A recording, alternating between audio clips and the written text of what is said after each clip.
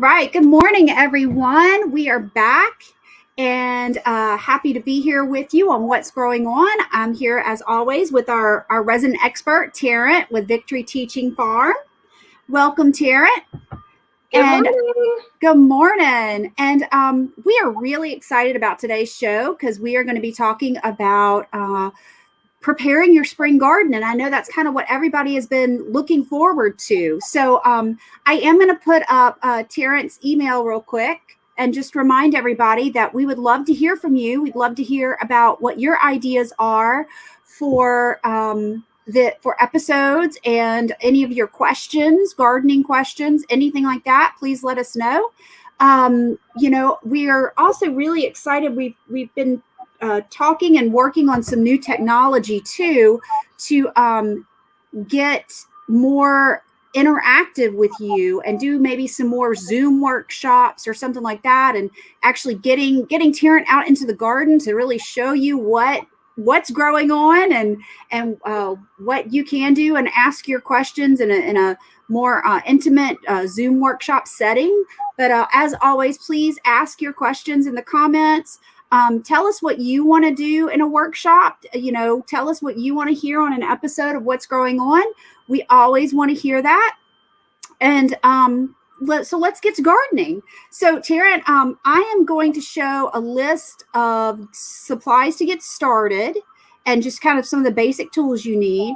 So can you kind of go over again some of the things that we really need to remember on getting started on a garden? Yeah, so a lot of these we put up in the getting ready for fall. So essentially the same types of things. Your seeds, unless you're just going to purchase your transplants already ready to go into the ground. But right now is the time to plant seeds and grow your own transplants off, which is a lot more economical typically. And so seeds, definitely, we can go ahead and get those going. If you're going to do that and start from seed, you definitely are going to need your soil, your potting trays, or whatever you're going to, pot in. And excuse me. And then gardening gloves, pruning shears, watering can, or your hose, depending on, where you're, growing your plants. And then your hand tools that you'll need to kind of assist. We can always just use our hands, but it's a lot easier if you've got a spade or a scoop or a cultivator. And those are the things you really need right now to get going, to even just go ahead and start your seeds, even if you're not ready to plant in your garden yet. Excellent. And as we mentioned before, in the fall gardening, we talked about a bright, sunny spot, that gets, like you said, morning sun. And tell us what else we need to know here, Terrence. Yeah, so definitely need a sunny spot that gets preferably the morning sun and gets at least, an average of 6+ hours of sun per day, because that's basically, especially these spring and summer varieties, that they definitely need that sun. You want to know your planting zone. There's a couple of sites listed there, but you can just always Google it. Or search, in your internet browser of what you are looking for as far as your hardiness zones. So at this point, we've already had kind of our first frost dates, but now we need to know what our average last frost date is going to be. And so we've got a great little infographic right here that lists some of the major counties across the state. And this is going to show you when you can expect your last frost. And so this is kind of a good baseline to go on of when you will actually put your plants, your transplants, in the ground. And I know April seems like a long way away, but you can still go ahead and start your transplants now, or start your seeds now, and your transplants will be ready when you feel like. Now, of course, you're always going to check your local weather and all that, because last frost in Birmingham could be, April 30th. It just, it depends a lot, on the weather, but these are average dates. And so you want to be prepared to get everything in the ground, depending on where you live in the state, kind of based loosely around these dates. Right. And thank you for this information. This is a great cheat sheet, Terrence. And like you said, we you want to, and we're going to be talking about, starting those seeds and starting those transplants in just a little bit. So, there is some stuff that you can start doing now for your spring garden. Again, I'll put these up, and don't forget, everybody, I will put these slides in the comment section on the Facebook broadcast. And always ask your questions, ask your, make some comments, tell us what you're excited about planting in the spring. Let us know in the comments section. We'd love to hear from you. So this is really great. So now we've still got some stuff that we could plant now. Is that right, Tarrant? Could we still continue to plant some stuff? Yeah, so especially in the northern part of the state, where we're going to stay cooler a little bit longer, or we typically do, you can actually do a second round of winter veggies. So, our greens are still going strong. But your broccoli, your Brussels sprouts, your cabbage, those things are kind of a one-time, you pick and you're done, and you can actually put those in again. Same with your lettuce. We have our weather, from one week we're, 20 degrees and the next week we're 70. You may see a little bit of what we call bolting. And that's where your plants are thinking that it's springtime and that it's time for them to go to seed. So if you've got lettuce, even some of your greens, you might start to see little flower shoots coming out. And this is just part of the process. They feel like it's spring because we've had a warm, snap, and they begin to get ready to seed. And so this is the time where you can either let them go all the way through their seeding process and save the seeds, or you can go ahead and pull them out and plant a second round of that same veggie. One thing I will tell you, though, is if you're going to do that, you want to alternate what was planted where. So if you had a cabbage patch and a lettuce patch, and you've pulled all of them out, but you want to plant a second round of both, you want to flip-flop and change up what's planted where. You want to rotate, is what they call that, rotate the crops. So, but yeah. Is that because of the soil nutrients and what they pull out of the soil? It is. And typically most everything's pulling nitrogen from the soil for the most part. So you may have to amend your soil with, your choice of fertilizer or compost to plant that second round. But yeah, that is part of it. And then some things put certain nutrients back in the soil. That probably would be a great workshop to kind of talk about when we rotate those, what puts in stuff that the next crop wants to take out. But yeah, that's a great idea. Yeah, very in depth. And that's something else that people can that typically do right now as well, is they'll plant like what's called a cover crop. And that is things such as clover and certain kinds of grasses and things that they put in that put nutrients and nitrogen and things like that back in the soil to help naturally get the soil ready for the spring, summer. So if you didn't do a second round of veggies, you could plant what is called a cover crop. And you can, like I said, you can search that in your internet, what are the best cover crops, and it comes up with, 1,000,001, different articles. Right. Okay, great. So cover crops, definitely you want to look at that. That's really great information. If you don't want to do a second round of winter veggies, that's while your garden is sitting idle, that's something you can do to kind of help naturally amend the soil. Excellent. That's really good information to know. And I didn't know about, is it bolting, you said, when they go to seed, because they like you and I are down here in Mobile, and some days it may be 70 and the next day it may be 50. So yeah, that's really interesting. And that makes a lot of sense too, because I've actually seen my plants do that, Okay. When they start that, sorry, Dorothy, I didn't mean to. No, that's okay. Go ahead. Actually, when your plants start that bolting process, it also changes the taste.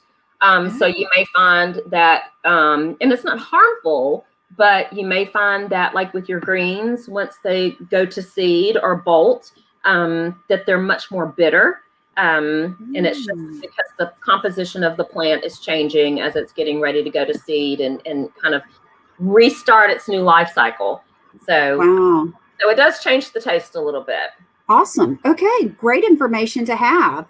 All right, so let's talk about summer veggies and what we can plant or start to think about planting now. Yeah, so these are the things that you can go ahead and start from seed now, or some of my favorite things that you can start from seed, because these are some of the things that are the most common in our spring summer gardens. And so peppers, all of your different varieties of peppers, sweet peppers, hot peppers, definitely tomatoes. Okra is one that, interesting enough, we have always been told or heard, or, it's been shared with us that okra is best planted direct seed. So you would just put the seed straight in the ground. And you can do that, but right now all of the ground's probably a little too cold for them to germinate. And so we, as opposed to doing that at the farm a couple of years ago, we decided, even though everything we read and research said that okra was a direct seed variety of vegetable, we decided to plant some seeds and grow off our own transplants. And let me tell you, the year that we did that, we had more okra than we could keep up with. Because okra is a pretty prolific producer. So, you have to harvest it every couple of days, and it just continues and continues. And so, but from then on out, we never direct seeded. We grew off our own transplants, put them in the ground. And we actually, the first year we did it, we had a group of elementary school children that planted. So, these are young children. So we did have okra on top of each other, but these were children that planted, watered, got everything in the ground for us, and they still did just fine. So I feel like okra is a little more resilient in being able to grow it off yourself with a transplant and then stick it in the ground when it's ready. But yeah, all varieties of tomatoes, your okra, all your varieties of peppers and herbs. Most herbs are a warm season variety, with the exception of cilantro. And what's so funny is a lot of times people get very discouraged because they will, and it's readily available alongside all of the other herbs at your local garden centers, but cilantro is a cool weather herb. And so everyone gets discouraged. I've heard so many people say, I can't grow cilantro. I can grow basil like crazy, and oregano and mint, and it just takes over the garden. But my cilantro never seems to make it. Well, it's a cool season variety. So, but we have had success, and I have success at my own home over the course until it just gets, those days where it's like 120, putting it in a shady spot in your yard that maybe gets just a little bit of sun, maybe first thing in the morning, but put it in a shady spot so it stays cooler than, the rest of your garden that is just soaking up the sun. But yeah, definitely the ones that I'm getting ready to get started. And so yeah, there you go. Great. That's awesome. And I love the idea of okra, because especially for people who are maybe just starting out their gardening, if it's, it sounds like it's, you said, prolific and resilient. And that's something that I think first-time gardeners are really going to appreciate, seeing some success. And okra sounds like where it's at. And the same with tomatoes. I tend to think that tomatoes are pretty easy, especially cherry tomatoes, because I can actually grow those in a pot on my deck. So that's really good to know. Yeah, and the other thing about okra is okra loves really hot, dry weather. So if you are one of those people that forgets to water your garden, or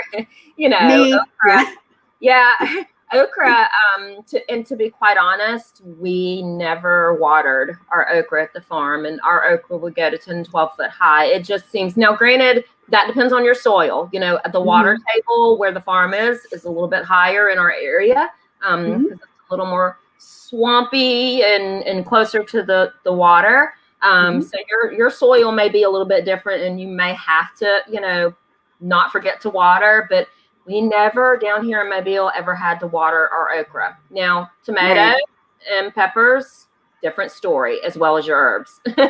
Right. Right, exactly. So, well, that's really interesting. And I love that it's tomatoes, okra, peppers, and herbs because it sounds like you could just go ahead and make a good gumbo out of your garden. So it's a gumbo garden. That sounds fabulous. Onions are something you can go ahead and Yeah. start looking at right now, and you can go for seed, or the garden centers sell them in bunches. Hmm. And usually they're big bunches that you can get. Hmm. So you could definitely have your gumbo garden. Awesome. Awesome. That sounds great. So now we're going to get to the really fun part that I'm really excited about is the seed starting and just the basic tips. So Terry, can you tell us a little bit about this? Yeah. So basically you're going to get whatever you're going to plant in. And if you see that there's 3 different kind of resources for that, you can purchase planting trays at your local garden center. You can reuse pots from where you bought, say you bought your fall transplants and you didn't grow those from seed. You saved all the little 6-pack pots that they came in, or just the little 4-inch round pots. You definitely want to save those because they come in handy with your next garden. So you can use those. There's seed starting pod trays at your local garden center that are already these little pods that you just put the seed in, water it, put the dome back on top of it. And so there's a lot of resources at your local garden center. If you've got any kind of pot, my grandmother used to grow in 5-gallon buckets. Her tomatoes and peppers, she put them on her porch, lived in a condo, and she didn't have any green space. So she just filled up 5-gallon buckets and to make sure she had enough room for her roots. And she would direct seed, just like you see in this picture, that little bucket. She would direct seed straight in those 5-gallon buckets. And she was good, for the season. Egg trays. And if you notice in the picture, the eggshells are still there, which is really good because this has lots of nutrients that are really good for the plants. So that's another easy method. And then you can just pick those up and stick them directly into your garden when they're ready to go. But definite rule of thumb. So first off, when you're planting your seedlings, you're going to push the seed, and typically on the back of your seed packets, it does tell you, plant a 1/4 inch or a 1/2 inch or, but again, honestly, and this always worked for us. We never really measured. We just kind of took our fingertip and just pushed it down just a little bit, and then brushed soil over the top of it, and got it watered really good. Don't flood it, but water it enough to where the seed's going to stay wet. And so that leads me to number 4. Never let them dry out, because this is their growing cycle, and if they dry out, then the seeds the seed will die, the plant will dry, because it's got to stay moist. It's got to have that constant source of moisture. You don't want to overwater. You just want your soil to fill. When you stick your finger down in there, 1/4 of an inch, a 1/2 an inch, or a little bit more, up to your fingertip, you want the soil to feel moist. If it's dry, then that means you need to water a little bit more, because that will damage the seedlings, and then they will not grow. You actually, once your second set of leaves appear, you actually can go ahead and put those in the garden. Now, granted, these are going to be 2 to 3 inches tall, so you're going to feel like they're very delicate, and they will be. But really, the best rule of thumb, if you're going to go ahead and start seeds now, I would go ahead and start them now. That way, when you get to that point that you don't have that threat of a frost, you've got a big, sturdy transplant with multiple leaves that's just begging to get into the garden and do its thing. So, okay. Great. So we could leave them just a little bit longer to get them a little sturdier then. So, yeah, absolutely. Yeah. Or if you get a late start and you're like, oh, it's already the end of March, the beginning of April, and I don't even have my seeds started, you actually could get them to the point, which only takes, about 10 days or so, 10 to 15 days average, or 10 to 20, I'll say. Then once they have that second set of leaves, now you're going to have to be very delicate with them. But we've done that before as well, and they've thrived just like, our ones that we grew off for 6 to 7 weeks before putting them in the garden. Awesome. Awesome. That's great information. So a couple of great questions we've had. First of all, the eggshells, which I think is just fascinating because you can just throw the whole eggshell right in there. Do you need to clean the eggshells out, or if they have any like leftover egg residue, is that just as good for the plant? Or Yeah, I mean, it's fine. I usually, I mean, if it's a lot, you know, because it could affect the, you know, the soil consistency and all that. Right. I mean, just as a rule of thumb, I would rinse them. The nutrients are actually coming from the shell itself anyway. Okay. So, you know, I would rinse them, definitely if there's visible residue.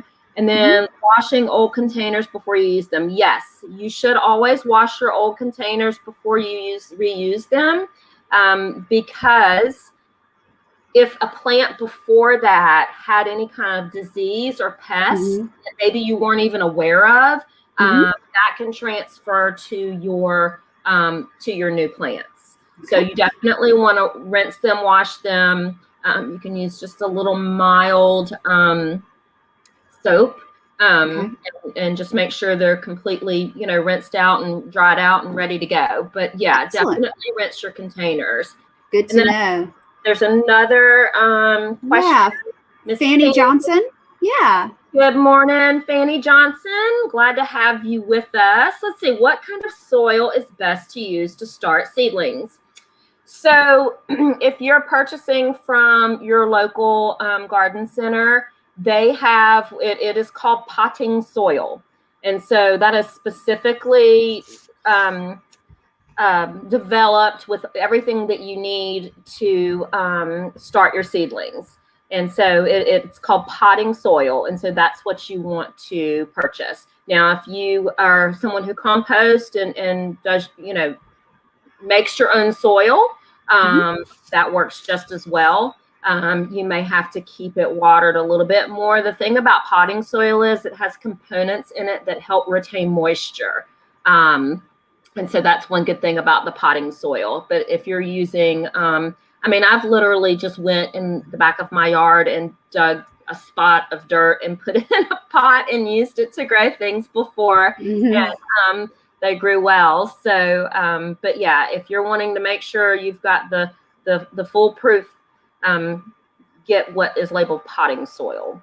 Excellent. Okay, great. And then another question that we had here was, you mentioned that when you get the seed starter trays from the store, that they have a little covered dome over them. Is it good to cover up your planted seeds, like cover them with a I don't know, even maybe a shower cap or saran wrap or something like that to make sure the moisture stays in a little better?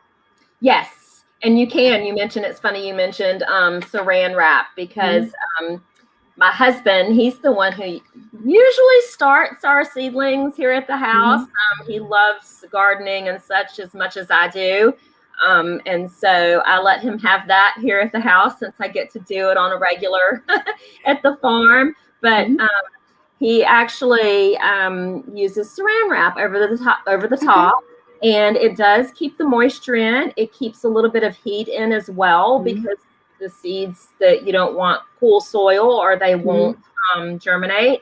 And so, but once those leaves, you know, begin to emerge, you want to take that off, because you can actually burn your plants up at that point. But yeah. Definitely will help keep them moist and warm and happy until they emerge from the soil. Excellent. And would you keep them mostly outside or mostly inside until they start sprouting? So it really depends on where you are in the state. So if outside, even if you have a domed covered where it's keeping all the heat in, but you know, you've got temperatures in the teens at night and things like that, you know, it's better to have them inside. But even here down in Mobile County, we start our seedlings inside. We've got a couple of windows that we'll kind of put our trays in and start our seedlings. And then if you have a greenhouse outside, you can actually start your seedlings outside and not really have to worry about them getting, you know, too cold. So great. Awesome. And then we have another question from Priscilla Casey. Good morning, Miss Priscilla. What is the difference between potting soil and potting mix? Good morning, Priscilla. Really, it's the same thing. Potting soil, potting mix. It's different companies, but if it has the word potting on it, and you can look at the back of them and look at what the components are, the ingredients, and they're typically the same thing. Okay, that's great to know. So great question, Miss Priscilla. Thank you for that. Okay, Terrence, so my question to you is, what is your favorite spring veggie? So I like them all. It's hard to choose. And you mentioned this earlier, cherry tomatoes. Yeah. So because they are just a mass producer, especially the Sweet 100 variety. And we've tried lots of different varieties over the years, and they all produce typically the same. They're just, we even tried a variety last year at the farm called chocolate cherry tomato. Oh. Dark purple, brownish cherry tomato. And they just had a really, really extra sweet taste. But any variety of cherry tomatoes, they're going to produce like crazy.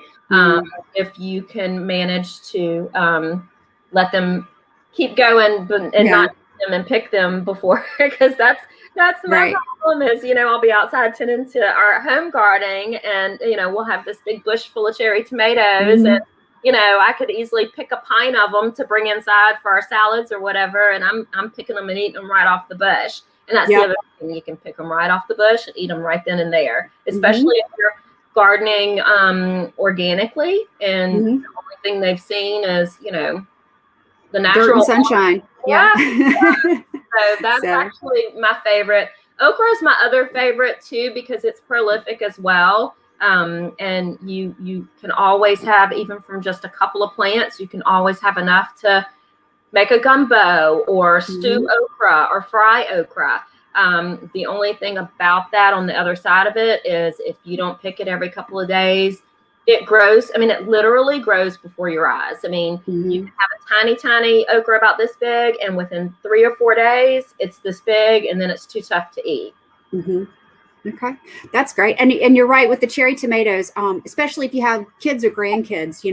That was during quarantine last year. We did kind of a little deck garden, a little potted garden on our deck, and my kids, who are very, very young, were really excited to see the cherry tomatoes because they could kind of see them turn from that green to that beautiful red overnight. And then, like you said, they could just pick them right off the vine and eat them right then and there. And it was really exciting for them to see. So I think that's great. And I'm like you, I'm really bad about eating them before they even get inside the house. So, we have another great question that just popped up from Tawana.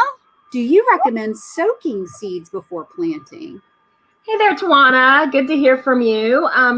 Yes, you can. It is not necessary at the farm, just because when we plant on such a mass basis, a lot of times that it's impossible to soak our seeds. I guess we could, but it does have add a whole nother labor aspect to it, of then having to sort them and so we never really soak the seeds. Now, sometimes I will soak seeds at home just because it's a much smaller scale. Soaking the seed actually infuses it with that moisture and helps it to germinate more quickly.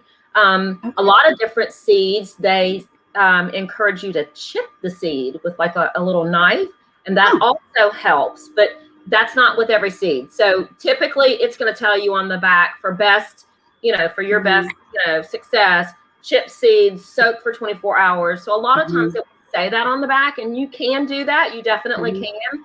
But if you're going to make sure that you're making sure that they, that your seeds stay moist and you keep them watered and keep an eye on them, then you should be fine not having to do that. But you definitely can do that extra step if you can plan to do so.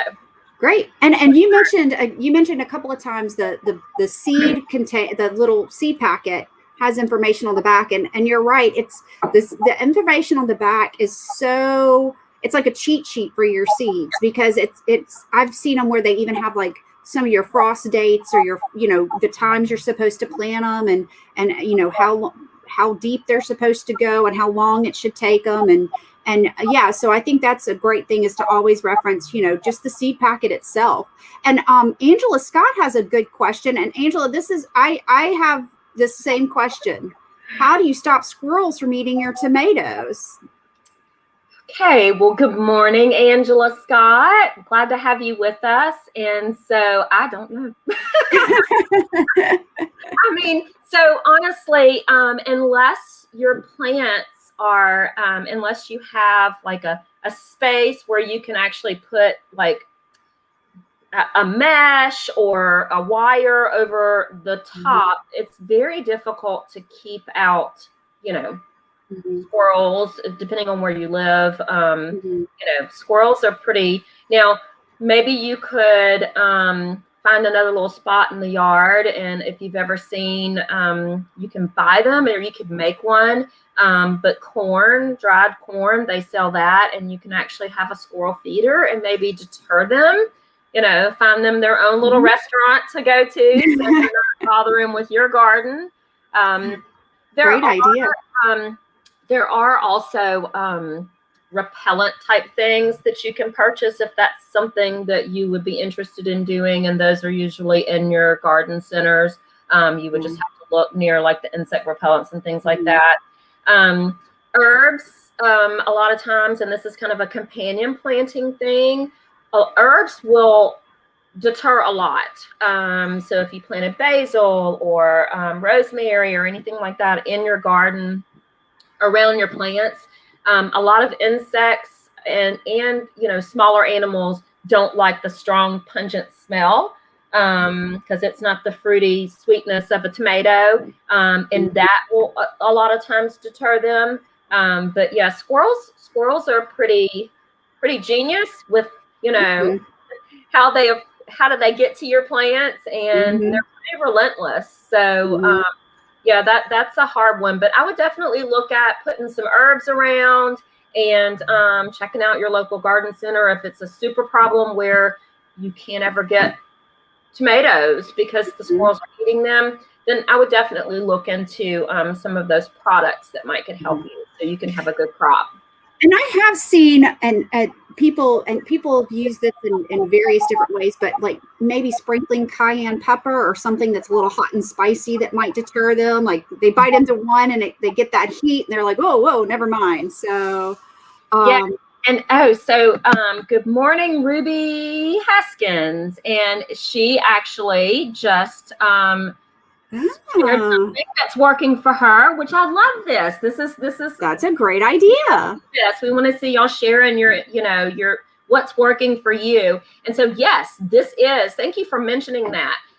That definitely will deter the squirrels until they eventually, maybe because they're smart, figure out. But it looks like Miss Ruby has been doing this for years, and it's working for her. So it doesn't hurt to go buy a couple and put them in your garden. Yeah. And then you don't have to worry about putting anything additional in there if you don't have enough room for extra herbs, or you don't want to use any kind of pre-made product. I would start right here with what Miss Ruby has suggested. Yeah, rubber snakes. Okay. Yeah, and maybe just kind of move them around every now and then so the squirrels don't get hip to them being fake. So great idea. Kind of the same notion where you've got a scarecrow, where people use scarecrows in large fields, or I've seen like fig trees. Fig trees are difficult to get figs from because the birds know before you do that they're ripe and ready, and they're already, when you see the birds in your fig tree, you might as well, give it up because they've been there and been scoping it out. But people will hang something shiny like a pie plate. I've seen people now that CDs are, not as widely used. Everything's online and streamed, that people will hang old CDs like in the tree. The reflection and the light will kind of deter. So the rubber snakes is kind of the same thing. And thank you, Miss Ruby, for that. That's a great suggestion. Yeah, that is a great suggestion. Angela says, great ideas. Thanks. And we appreciate your question. And Sheila Mora says, love all this great info. Well, we love you joining us today, Sheila. So thank you so much. And folks, like I said at the top of the show, we are working on some more technology. As you know, we're all kind of techno newbies, but we're getting there now after almost a year of this. But we're really going to, we're working on some new technology, some kind of new camera stuff to really get Terrence outside and into the garden to really show you what it looks like and what to do. And we're going to also start doing some Zoom workshops, which are going to be a little more intimate. You can register for those and get on there and kind of, ask Terrence, face to face, or even maybe, show us your garden and ask your questions that way. Show us a plant and say, hey, what are these spots on here? And see if we can we'll test Terrence's knowledge.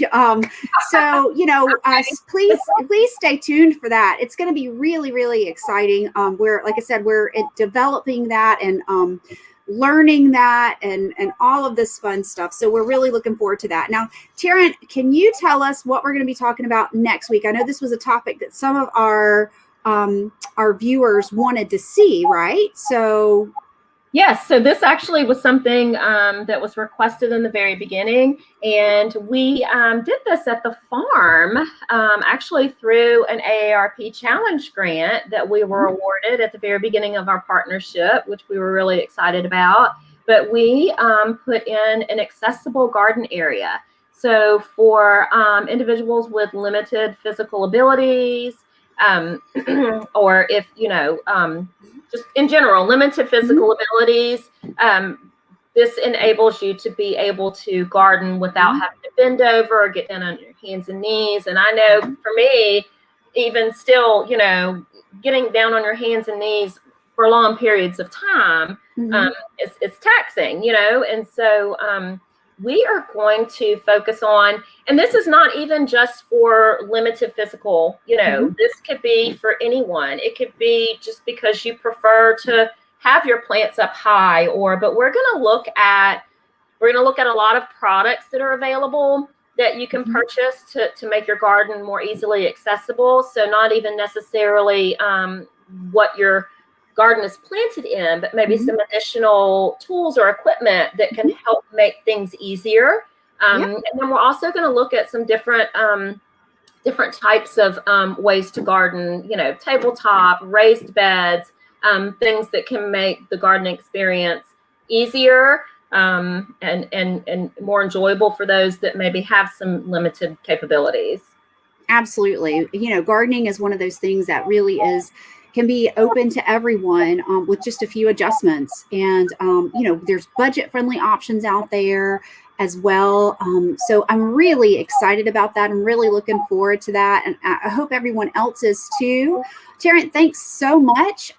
Before we go, I want to remind everybody, I know at the forefront of everybody's mind, other than tomatoes and okra, are vaccines right now. And figuring out how to get a vaccine or what's happening next. And there's a lot of different information out there. So we really want to invite everyone to join us tomorrow night at 7 p.m. February 9th to call in and listen to our teletown hall on vaccines. You can call in, you can ask your own questions. We'll have screeners there that will take your questions and that will be asked to the professionals while you're listening. So, please try to join us for that. Again, I'll put this in the comments along with all the other slides that you saw today. And, again, don't hesitate. Email Terrence. Tell us what you want to hear. Tell us what you want to see. Tell us about, workshops that you would register for. Tell us what your favorite spring veggie is. We'd love to hear any kind of questions, ideas, tips. We'd love to hear them. We'd love to share them. We do listen and we do try to respond. So thank you everyone for joining us today. Terrence, as always, thank you so much. Join us next time on not next Monday, but the Monday after. It is the 15th. Is that right? Am I getting that right? And so yes, it's because the 14th, at least down here, which there's no Mardi Gras this year, but the 14th is Valentine's Day, which also falls, which it does every once in a while, falls on Joe Cain Sunday, which is part of Mardi Gras. And so, so Sunday is the 14th. I know that for sure. So Monday the 15th. Well, no, it wouldn't be the 15th, would it? Let me check my calendar. This is what happens on a Monday, y'all. I'm sorry. It's the 22nd. The 22nd. Join us on the 22nd to talk about accessible gardens. And Priscilla Casey really enjoyed this. Thank you, Miss Priscilla. And she said suggestions for balcony garden in the morning sun. And that's something we can talk about next week. Or next time on the 22nd. We can kind of research and do some ideas on the on that too. Do you have anything immediate? Let's see. Suggestions for balcony garden with morning sun. She lives in, is that Southwest Virginia? Looks like it. So yeah. Wow. Yeah. Okay. Well, welcome, Priscilla. Actually, there are a lot of things that you can purchase that are pre-made balcony planters. And so just right off the top of my head, that would be something that I would suggest is that Roanoke, Virginia. Okay, well, great. Tracy. Yeah. So you can actually purchase balcony planters. You even can find attachments that you can put on current pots or planters that you already have. But there's a lot of different varieties. So I will add that to the list for our next, and we'll put some of those products on there too, which that was kind of going to be part of it. If we've got a balcony, if you live in an apartment, making gardening accessible for you beyond just, not having to bend or kneel or squat, but accessible enough if you don't have a green space. So that's going to kind of be all lumped together in that next episode. Excellent. It's going to be a great episode. I cannot wait. And thank you so much. And Priscilla says, great. And so we're excited too. We want to bring gardening to everyone. So thanks again for joining us, everybody. We will see you on the 22nd at 10 and to talk about accessible gardening for everyone. And if you want to stay tuned for just a second, we've got a video of our upcoming events. Again, don't forget about that teletown hall tomorrow.